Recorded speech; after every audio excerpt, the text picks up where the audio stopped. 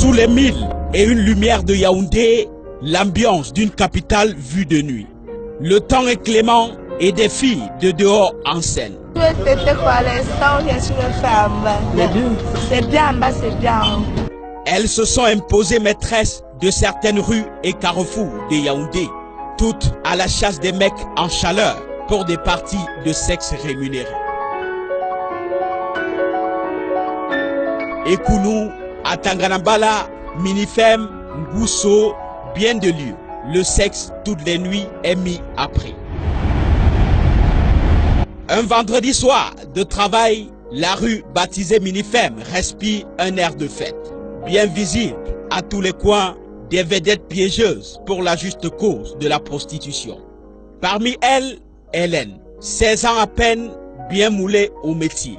Son temps se paye cash et elle se livre à visage caché après négociation. Avec elle, intrusion dans le grand univers des Zizi Pampa, le couloir mythique surnommé Jardin d'Éden. Au bout du couloir, sa chambrette. Les hommes passent là à tour de rôle. Le sexe en bon marché. Bon, il y a 1000 francs, 1500 à 2000. Parfois, il y a certains qui viennent, il fait seulement un coup, il te donne 5000. Donc ça dépend comment il vient. Décor des lieux des plus lugubres et négativement impressionnants. Un sac de vêtements de rechange à chaque coup de nécessité, pose chaussures insolites, romans pornographiques, le nécessaire de douche à faire pitié. Mais surtout, cette caisse nauséabonde de déchets qui parfume les lieux. Ici, le client est roi et c'est à lui le choix du mode de consommation. Celui qui veut s'empriser, bon, on fait l'amour, bien après, quand tu vas y agir, tu descends, tu joues au sol. Ou j'ai souvent un petit chose, tu joues sur ça, je me nettoie et prends mes remèdes quand elle finit le travail. Je prends souvent, il y a des antibiotiques qu'on m'avait donné, je prends et finis de boire. Si je ne veux pas cela, je pars à l'indigène, je prends le savon, je m'épuise et puis ça sort comme ça. Vulnérabilité perceptible, santé en danger.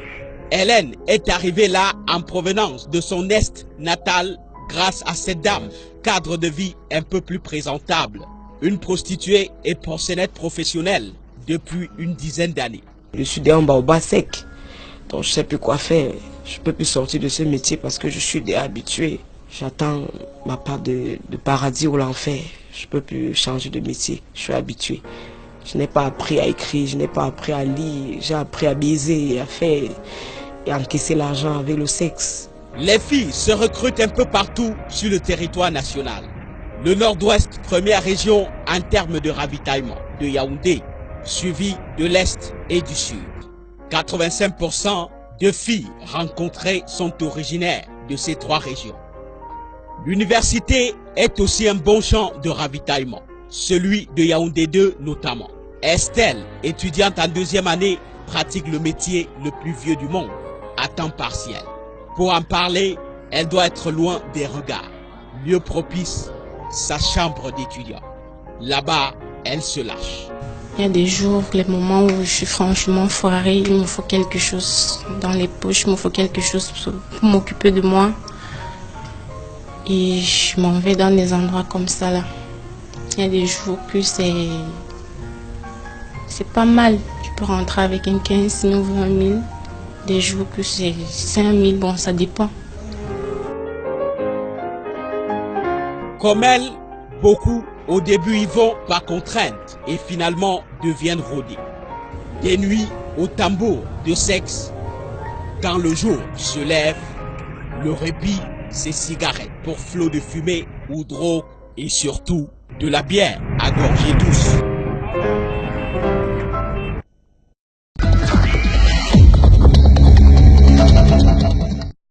C'est ça le plus de l'info. Rendez-vous demain pour le prochain numéro. Je vous souhaite passer une excellente soirée sur Canal 2 Adam. Demain, 19h50. Bonsoir.